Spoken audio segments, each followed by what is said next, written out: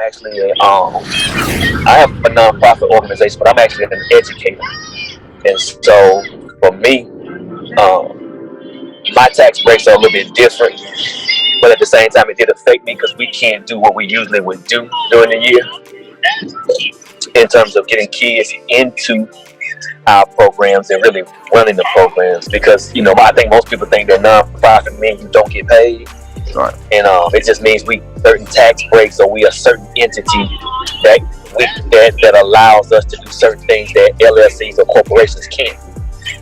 So we've been affected a lot because we can't do all our programs. And so what specific ways were you guys impacted, like exactly like in the nonprofit realm with this? Okay, so when you're talking about, let's just say last year, if I made as a nonprofit, if I made $40,000, it's going to raise a red flag. If they're really concerned, it won't. But if they are, it's gonna raise a red flag that we didn't get any money in or any money going out.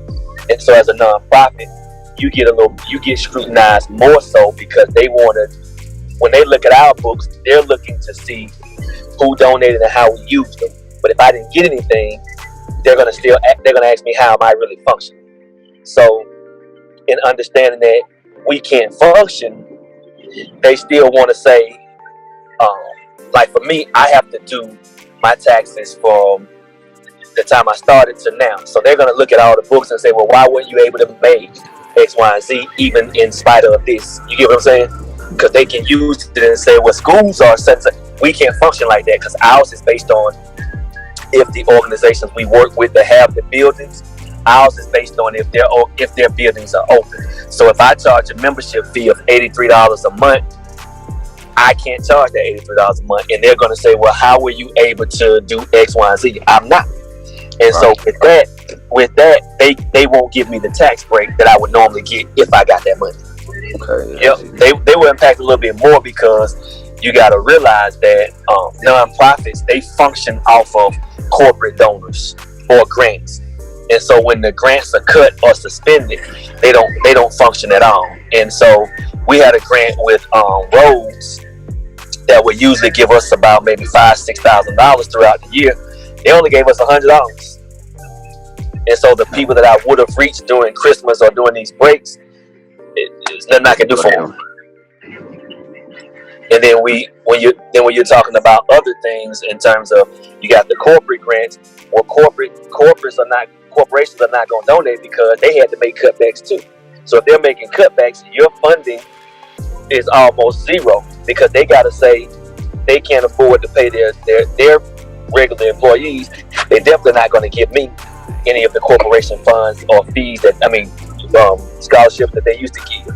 Right. So in that regard, because you guys lost a lot of funding because, like I said, the corporations weren't able to pay money because they lost a lot of funding. So technically, nonprofit sector potentially could have been hit harder than the small business room in that sense because there's no for sure amount of how you guys. Yep. We don't even. And the bad part about it is that as a nonprofit functioning in a regular economy, we still are going month to month. So just think about if you're going month to month and it's cut off completely. Now you're going to have to come out your pockets to do some things with money that you earn from just say teaching. I have to come out my pocket in terms of buying stuff for the nonprofit, supplies and everything else. When I really wouldn't have to do that if I would have gotten a couple of donations or the grants that I usually get. Right. Now, are you guys able to apply these new lunch break addition that they have added in this COVID relief at all? Not really, because right now, as a nonprofit, I function as a part-time, meaning that I only do mine in the afternoon. But if it was a nonprofit, like let's just say United Way, yes, it's going to affect them because they are a bigger corporation. A lot of people don't know, like the NFL and the NBA, that is a nonprofit organization. So yes, they're going to be less likely affected than I am. I'm going to be affected more than they are. Wow. And so, like for me, I only do from when school is in to school is out. So when school is not in, it's it doesn't bother me because we don't have any employees working, or we don't have any volunteers that work for us. Now you worked in education down there in Georgia as well. Yeah. Was it like out there? Because I'm in Detroit, Michigan. And, you know what I'm saying? We completely different situations as far as the way we tackled the COVID. Are you guys still in school, right? As far as Well, school, or? yeah, we're virtual until Monday. There's a lot of people that won't come back because they're giving us what they call a hardship. And those of us who do want to go back to the classroom, you're going to be in the classroom, but you're still virtual. So you won't really have students inside the class.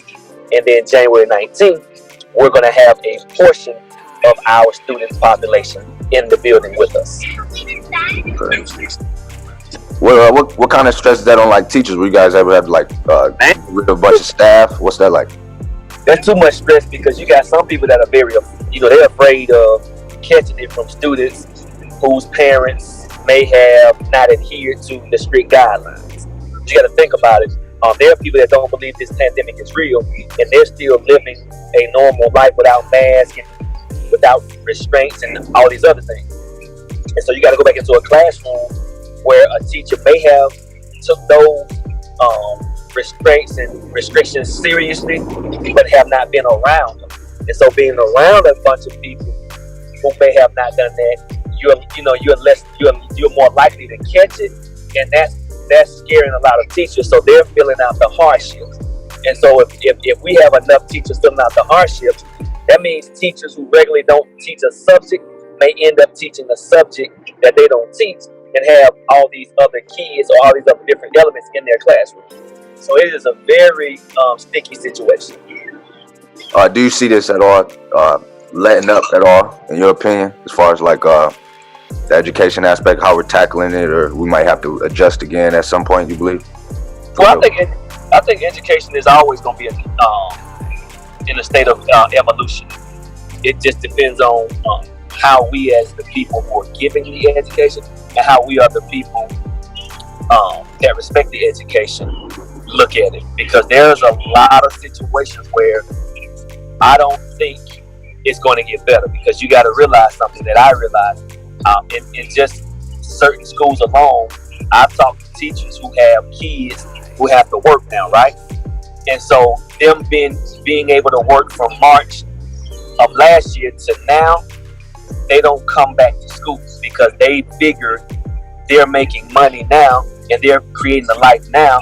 School is useless. So we're going to have to figure out how to get that population back, along with the population that is there, to get them to believe that this is really going to work. Yeah, I totally agree. And one thing I'm doing up here, I'm working with Detroit City Council on a series of mental workshops aimed at like the parents that had to learn how to be teachers, in essence, who were full-time parents, now they're full-time teachers, or like, part-time, just trying to figure out, because there's no real relief. This is a new aspect to the, like you said, the evolution of education. So like, what advice do you have, like particularly for the parents, for you being an educator? Like, it's not easy. A lot of people never thought that this would, they would be in. So, and it's like they're forced to do it. So I'm just curious to know, like, what advice do you have for parents? I think the one advice that I have, I always give parents this advice anyway, even without this. I think the one thing that we as parents and just people in general, we have to realize, we have to start getting our kids to get into a mindset of being real researchers. You have the internet at your fingertips, and so a lot of it comes with just being researchers, self motivated, but also just being researchers and not being afraid to not know. Because as an educator, doing this for a long time, I don't know everything about my subject. I don't know everything about history. There's so much about history, and that's going to be, unraveled even when I'm gone. So just to keep yourself abreast with, current situations, but also just understanding that these current situations will evolve, and you just have to go with them, but be upfront and honest with your kids and say, hey, I may not know this, but at our fingertips, we have something that can show us how to do it. And so just be, like we ask kids to be a clean slate. And as a parent, it's okay that you don't know a lot of things, because at the end of the day, this computer and this phone can help you find all the answers, and it can give you every step. You have to be diligent with getting them the information and showing them how to do the information, and showing them that you might not know, and asking them, hey, show me how you would do it. because all of it is just education is just, like I said again, it's an evolving situation. But as educators, our job is to get them to think. And as a parent, if you can do that, I think you win. Yeah. Now, how long have you been an educator? So 1999, almost 27 years. So you've seen the complete. Do you think, in your opinion, at all, this was like these last 2 school years could be like an asterisk, and like in the time, like are the kids developing despite the challenges that we're having? Do you think that they're still doing a good job? Because I mean, of course, we couldn't just pause education until this whole thing was over. We had to do something to keep the students, activated. But just what's the level of difficulty as far as making sure we are still developing the kids the right way? Or is that anything you concerned about as a? The scary part about that is once you get kids to understand that they can think for themselves and that they can create for themselves, it'll be easier for a teacher like me that promotes that. But it'll be harder for a teacher who wants a kid to listen to everything they say and take it as the Holy Grail. So it's a duality to that is scary. Because again, we want people and children and parents to evolve with their thought processes. There are certain elements that want that. The scary part about this is I have students who now know how to research the same way I do. So the scary part is from the perspective of an educator or a system that wants to teach kids how to be workers. Well, once these kids learn how to be researchers and see it for themselves and can navigate through, excuse my language, the BS, that's the scary issue. You hear me? Yeah, we good. We got Nelson and Miss Robinson in as well. Hey, Nelly. We're just pretty much going over the adjustments that we're going over the adjustments that a lot of teachers and educators had to go through during this whole COVID period, and just looking forward to it. Just any advice that we got, like for parents or educators who are going through a rough period, to kind of just make it through. Because you said he worked in education since what, 1999? You said 2000. Yep. 2000. Yep. So I know he must have seen from where education was at now to where we at now. I know it's just crazy. Yeah, and the funny part is you could see this coming. I think this is a precursor to what was coming anyway, if that makes sense. I always tell people that when you look at these cartoons and when you look at these shows that are futuristic, it was already coming. And so you just have to know how to be in front of the curve or just with the curve. Because I've told educators that I educate with all the time, guys, you don't understand that we're going to be in a situation where they're not going to need as many teachers as they will once this technology catch up with, or once our kids catch up with this technology and its use. So this was coming regardless. I had to man. Let's look at this thing from instead of us looking at this thing from one view, let's try to look at it from a different view. Looking at life from a different view right now. We always complain about the educational system. Like, we always complain about the educational system. They're still telling our kids that Christopher Columbus discovered America. It's still so many things that we disagree with, but they're still teaching our kids. And the definition of insanity is doing the same thing over and over, expecting different results. So as far as the education, I think it gives the parents and it gives the community the time to teach our children, instead of placing the responsibility solely on the government that's programming our system, that is programming our kids with this prison, from school to prison pipeline that they got, that they have going on. Man, if we see it's not working, then we have to do something to change. And in order to change something, we have to sacrifice something. We talked about this last show. In order to gain something, you have to sacrifice something. So when you face with these adversities, instead of trying to, capture the old field again, it's a great time for innovators to be innovative, and for us to be able to capture these kids and direct them in a way that they need to go and help save their lives. Because right now we ain't had no school shooters because they ain't in school. You know what I mean? But we don't had a lot of shooting in the street because ain't nobody holding on and knowing what their kids see. You know what I mean? And we want to put the responsibility on the government, but it's the community responsibility to make sure that we monitor ours. People got to get out of the fact that you can't do it alone. You're gonna take it takes a community, it takes a tribe to raise it. You know what I mean? It takes a tribe, village to raise the tribe. Whatever that saying goes, you know what I mean? I wholeheartedly agree with you. That was my point, in that the school system will be in trouble if we decided to do exactly what you said, Nelly. Because if we decide to take education in our own hands, then we're going to win. Most people don't. The average person does not know. If you walk into a classroom and you walk into a factory, they look just the same with an assembly line of things. You put the desk in a row. That's why in my class I have tables. When you go to the assembly line, it's a row. When you hit the bell, kids know that they're going from one class to another. That's why I don't really concern myself with the bell. So in order for us to do what you said, Nelly, exactly is correct.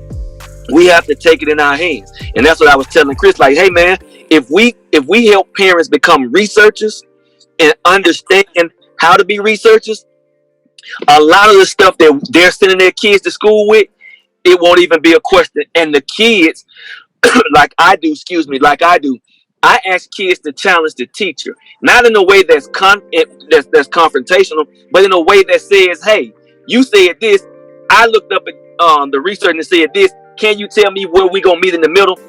So that now the teacher just can't stand up there just recite information, hoping that they regurgitate it for a grade. Recite it back. That's not learning. Yes, that's not learning. Hey, I got a question for you too. Go ahead. If you can, because you've been educated with this time that we in, not with just Corona, with like the racial tension. Are you at all like, not to, I don't want to conflict interest with you being a teacher, but like, do you ever step outside the lesson plan to kind of address the issues what we're going on now, especially because I'm sure you teach a predominantly black. So what I do is I've always tried to do this in a way that is it is not spewing hate. So I always say to my kids, I'll give you what they say for their world, right?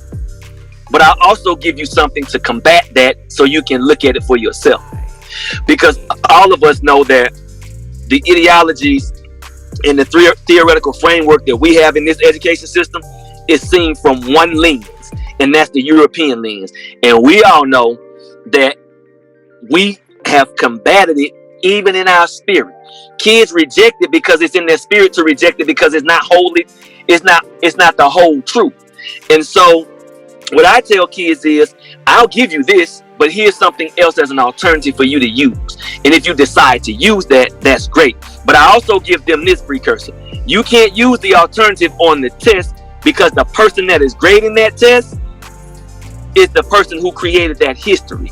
And so that person that created that history and graded that test, they don't want the truth. So you got to kind of play it in a way that know the truth, but play the game as well. Because I've had many conversations with white historians that don't think I know what they know and more until we have the conversation. So I have to teach kids to do that same thing. You have to do what W.E.B. Du Bois said. We're playing this game, or this duality game, where we have to be black in the black setting and we have to be the other in the other setting, just to function in a world or society that says we're going to be normal. And then we got people that think that the law apply to them. You know what I mean? We see a lot of our young men get killed because they try to hold court in the street. You know what I mean? They try to hold court because they feel like they're rights. They're rights. I have the right to do this. And now they're fighting for their rights in the wrong setting. You know what I mean? They're fighting for their rights in the wrong setting. You can't fight with a hostile person in a hostile situation that's already looking at you as the enemy. You can't beat that situation right there. So you know what I mean? The best thing for you to do is to go on and goddamn bow down. For the art of war.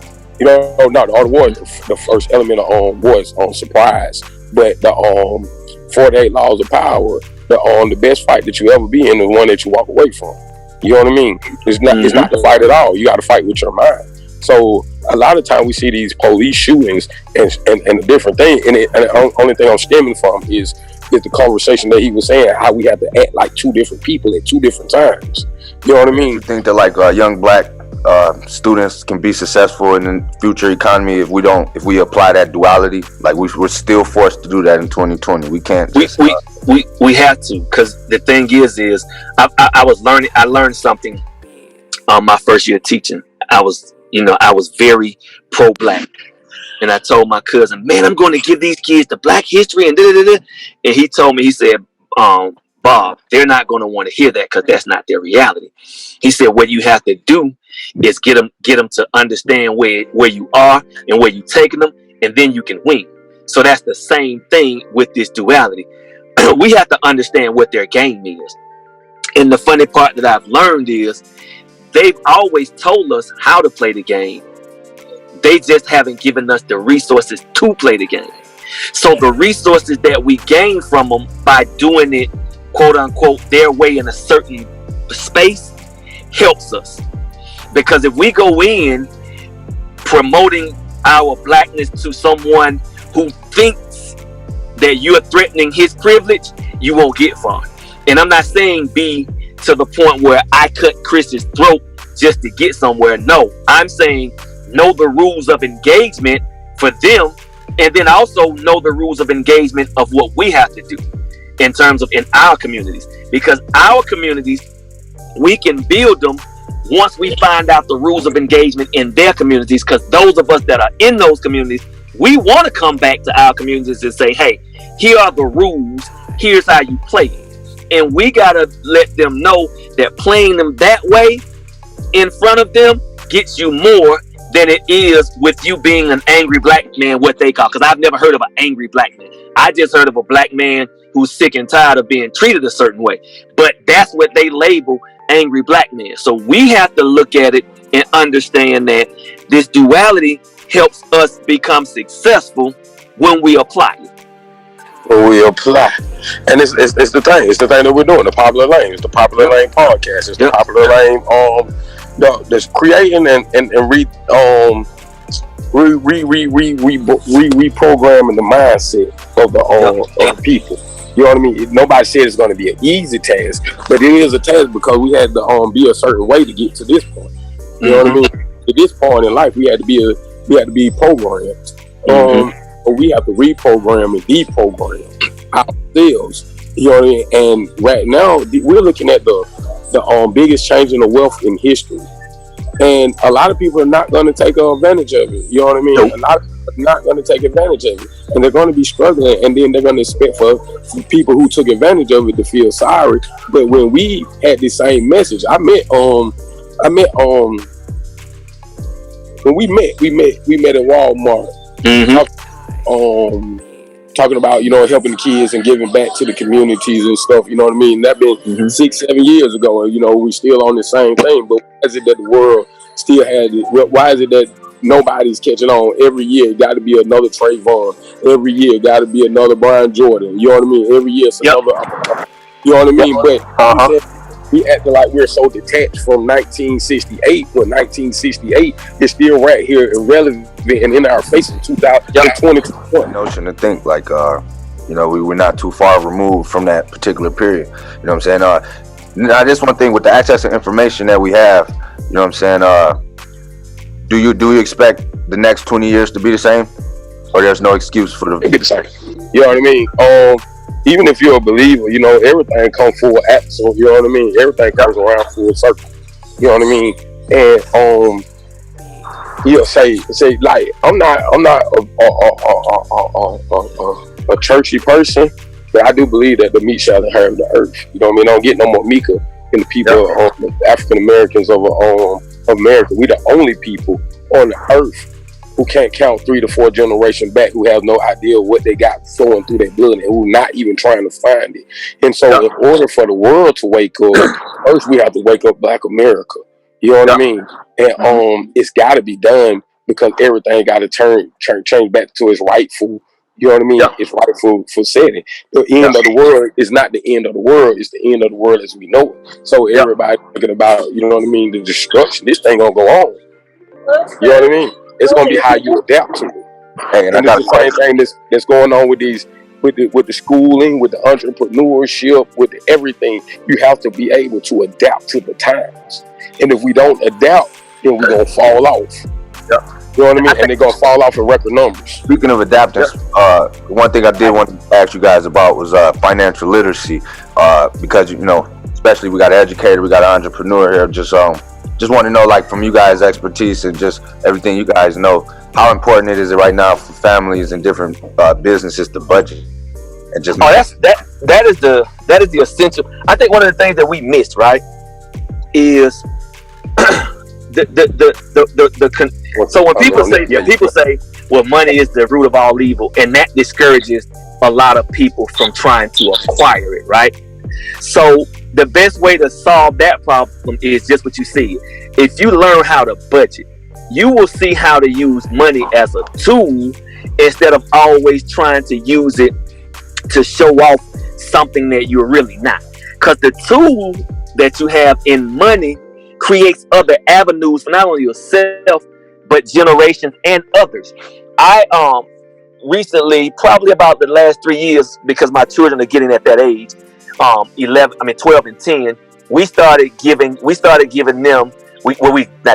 gave them a credit card which is a bank card, and we showed them how to budget, but we also showed them how to earn money. My daughter has just started her candle business, a candle business where she makes candles and soap, right? And so I asked her, I said, well, hey, what is the budget? So she told me the budget, and I said, well, what is your plans on using it? She doesn't know right now, so now it's time to say, you've budgeted, you've used the budget, you've worked it, now let me show you how to use this to have different ways of creating avenues for yourself. As you said, Nelly is an entrepreneur, so he had that spirit long before he even tried to do it. My daughter has that same spirit. She likes school, but she doesn't like it enough to say, this is what I want to do to get myself into later on when I'm in my early 20s or whatever. So we're showing them how to budget so that they'll know, wait a minute, this is a realistic thing, and if it's outside my budget, I can't touch it because I have enough discipline to create and use the budget. And that is very important for our community, but that's something that our community has an issue with. And so we have to figure out or how to get to them, show them how to do that. I'll end with this point. I have a best friend who would never tell you he was a millionaire, never, and you would never know it.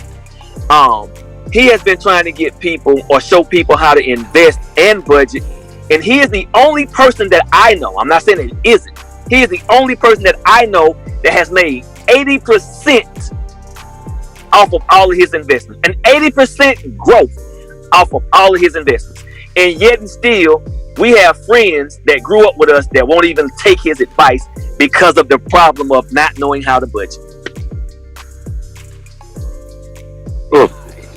Yeah, well, we got a lot of things about budget and investment, and it's one thing that I like to ask people, and that's what I'm when I think about budget. And you know what I mean, when I hear people talk about budget, I think about like Christmas and things like this time of the year. I don't celebrate Christmas in that sense. I love family and getting together, but we do the same thing every year and go out and spend all this money, and then we bring in the next year struggling and trying to get by, or we're in the process of all year trying to fund something, you know what I mean, where people don't realize that the stores are doing a mass dump off. They're doing a mass dump off to make way for the new stuff, so the stuff that you're getting is irrelevant the next year. You know what I mean? So imagine how much cheaper it'll be if you leave it in the store. You know, you leave it because they can't have all these surplus of things. So when you think about budgeting, when I think about budgeting and I think about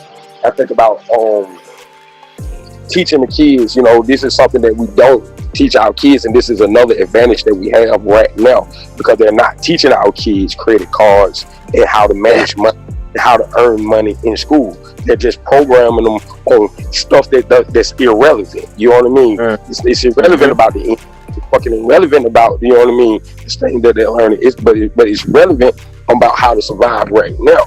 You know what I mean? On how to survive now and how to change the generational wealth and the knowledge. So right now in these times that we have an opportunity to teach our children, be more hands-on, and get them the bank card. Because I was just telling my girl that I was going to get sure, I want to get my kids their own bank account. So my youngest, they're 15 to 17, 16, 15 to 16 years old. It's time for them to understand, because in the next 2-3 years, they're going to be out in this world. And my son cuts grass and he does little things for his money. So he already kind of understand more so the concept of hustling.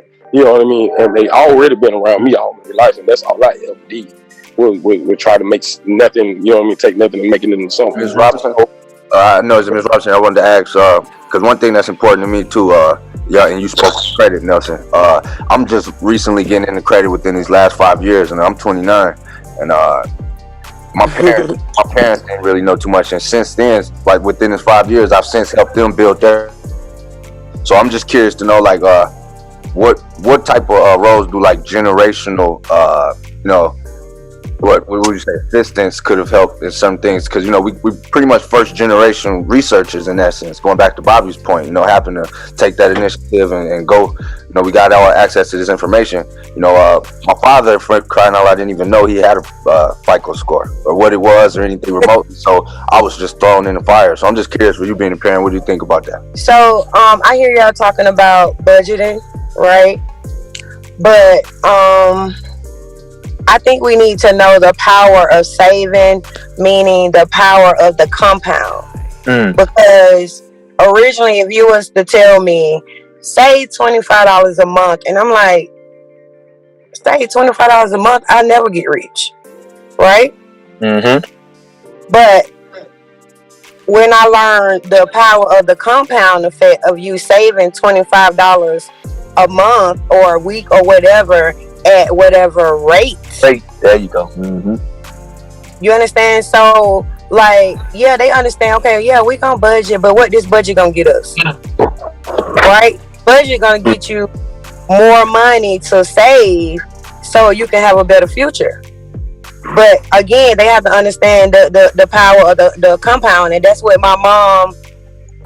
That's what she dropped the ball at. Like, I understood that, yeah, we need to save some money so we can do this and do that. But the money I was saving, it wasn't looking right. It wasn't growing. It wasn't growing. And now I know that people, other races, they save a certain amount of money. Like, you can save $100 for 13 years or whatever and never save for your child again. And if you at a, I don't know, whatever certain percent rate, like, your child good forever. You'll have to save again. So it's just certain little things that I think we should, start early with. But I don't think we should start with a bank card, because that's going to show the power of spending. And that's the thing that we need to get away from. I don't want to give you some money and show you how to spend it. No, not like in a store, in a grocery store, in a mall. No, I want to give you some money and show you where to put it so it can grow, so you don't have to spend your hard-earned money. You'll be spending interest later. Yeah, and another thing too, to your point, I know a lot of people, in most black communities, minority communities across America, we never think about that compound effect, like you said, that strategy and notion, or like, when we think about investing, we only make a couple hundred a week, from like some crappy jobs that we, predominantly get thrown in. It's like, we don't think that there are different ways to invest at that level. You guys have like any advice or something that people could get into, to like, what are some ways, things people could do with their money, listening? Because a lot of people feel like if you don't have thousands and thousands of dollars to invest, that you don't have anything to do. So like, well, one of the things that I've decided to do, with a lot of things I'm doing, but one of the things I decided to do was I invested in my own retirement fund. So I read this great book, and I took this great class from Robert Kiyosaki, and the book is called Who Took My Pension? And so it was showing you how just you could make off of your retirement fund, how much you can make off your retirement fund in 10 years and never have to work a job again. So I started applying it, and one of the things he said made sense to me. He said that when you get a broker or someone in charge of investing your money for you, the intention for them is not to make you money, it's to make them money. So when I started taking control of my own and retirement fund, and I called the guy who the school assigned as my investor, I started talking to him, and he started asking me, where am I getting all this information from? And I said, well, you got to answer the questions for me first. And so the first thing I would say is take charge of your money for yourself. That's number one. Number two, find someone who knows about investments and ask them to teach you. I was taught the rule of 72 a long time ago, and that's just how much time it would take for your money to grow if you invested over a year, maybe two. So it just showed me, like, wait a minute, like she said, it was like, man, wait a minute, I put $3,000 in the bank and I'm only gonna get 3% after a certain amount of years. No, that's done king, man. So when I started learning how to take control of my finances myself and reading, it became more beneficial. What my superiors or whomever I work for don't know is, in the next 7 years, if I continue to hit these peaks, I won't have to worry about working anymore. It's just because I took that time to, like I said again, research and then invest my money in the research that I put it in. But it's a lot of things you can do. But the first thing I would advise you is to research on how to have your money make money for you. I agree. If your money is just sitting there and it's not making no money, then it really is serving no purpose. It's serving no purpose. You got to make your money make money. So I always say reinvest everything. If you got a little overhead, reinvest it. It don't take much to you can do plenty stocks. I'm not into the stocks. I'm not into the IRAs, and I haven't bought those. But what I did do is I spent a little money on Bitcoins. Oh yeah, and it's crazy. And it's going crazy right now. You know, they expect for it might $33,000. But you just got to link up with financial people who are trying to like everything in life, no risk, no reward. You know what I mean? Everybody say they want $1 million, but don't nobody want to take the risk to get it. You know what I mean? Everybody envy the you know what I mean? We'll take it to the streets. Everybody envy the kingpin, right? But they ain't want to get on the highway to go out of town to go get there. You know what I'm saying? So you envy the results, but you're not envying the risk. Without any risk, there are no rewards. That's in life. You know what I mean? So you might strike out and you might fall down, but the beautiful thing about investment, about life, you fall down, you get a chance to what? Get back up. Get back up. You know what I mean? And it don't take nothing but one. Don't be afraid. You'll strike out 1,000 times. Like Babe Ruth had just as much strikeout as he had home runs. Yep. You know what I mean? But you don't hear about those. Hank Aaron too. Only thing you hear about is the one that made it over the fence. You know what I'm saying? So that's what we got to keep in mind right there. We got to stop being afraid to fail. Stop being embarrassed by our failure, because humility is humbling. You know what I mean? Humility is humbling, and once we're humble, we're more what's the word that I'm looking for? We're more empathetic and more sympathetic to the situation, to the times, and to the and we're more appreciative. You know what I mean? You can appreciate $1. Once you can appreciate $1 or earning $1, you can appreciate investing it and making it and watching it grow. If you don't appreciate it, anything that you don't appreciate will eventually leave you. Hey man, I enjoyed y'all. This is a beautiful show, man. I want to leave a book. Nelson, I want to leave a book. Okay, go ahead. So, Chris, so for the younger generation, I recommend Young, Fabulous, and Broke by Susan Orr. And I also recommend How Money Works. It's called Stop Being a Sucker by Steve Sebo and Tom Matthews. That Stop Being a Sucker? I like that. Yeah. I like that. Stop Being a Sucker. And it actually having the book, like, why do you think the bank give you a sucker when you come in? Because being a sucker, nice. Leaving your money there. You know what I'm saying? That's nice. I like that. Yeah. And something that's very, very important that you said, Bobby, is the rule of 72. Oh. If the public don't understand the rule of 72, they won't understand nothing at all. Oh, yeah. So I mean, and even with the rule of 72, you'll know how much you're gonna have later. Right.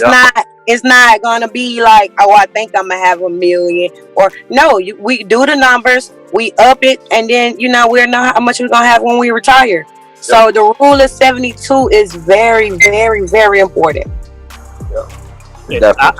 I would just like to, Before y'all close, I was wondering if I can get y'all, like, it is New Year's, for crying out loud. I want to know, like, if there's anything particular y'all looking forward to this year, or looking, because me particularly, I know we can't predict what's going to happen because, COVID, for crying out loud, but if I could just show growth to me personally, I'm not looking for, I want to be able to show strength in my own ability. I want to be able to say, like, I seen those points where I was weak at last year around this time, and I just want to show growth personally. So, like, is there anything in particular you guys looking for 2021? Yeah, I think I'm looking for and this is crazy, it's gonna sound crazy, but I'm looking to see my homeboy Nelly blow up. It's just so crazy how when he called me about the clothing line, and to see where it was and where it is now, and to just see him push, I'm looking forward to seeing him just go to higher heights, because I know, like I said, he didn't tell you the whole story how we met in Walmart, so I won't go that far, but just it's just seeing him from that point to now, and seeing and hearing all the stuff he's doing, and even being able to help some of the time.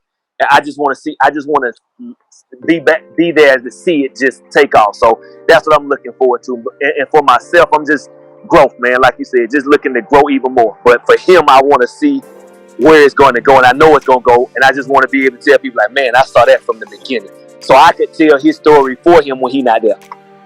Oh, that's beautiful. Yeah, that's dope, man. I appreciate that, bro. I promise. Go ahead, Nafeesa, Miss Robinson. I just want to say more lives. I just want to get people healthy, and I just want people to understand that it don't take a diet, and it don't take a lot of work to change your life and change your lifestyle. And nutritional nuggets. And I appreciate that young fabulous quote by Susie Orman, and how many works to stop being a sucker by Tom Matthews. Just to make sure. Yes. I appreciate it. You're welcome. Yeah. What about you? Oh shit. I guess last but not least, man, I just want to see me be able to connect all these beautiful dots. You know what I mean? We got Chris up there in Detroit. I know so many Chris's and Bobbies. You know what I mean? They have so much compassion and passion in them to help change the world. And I just want to be the fixture and helping bring this network together, and helping create this legacy that will be talked about for millions of years. Because not only will they be telling our story, not only will you be able to tell you my story when I'm not present, or when I'm gone, or whatever, but they'll be able to tell our story, because we'll be able to set a blueprint in place that will change the world as we know it. See, everybody's working for the second coming, right? And they don't realize what the second coming is gonna look like. You know what I mean? It ain't gonna look like a Harvard graduate. It might just be a popular lane. You feel? Y'all understand? Yeah. So we're gonna continue to grow this thing, man. And that's all I want to do is be a connector, man, to connect these dots and have everybody living in their purpose, and while living in my purpose myself. That's what's up.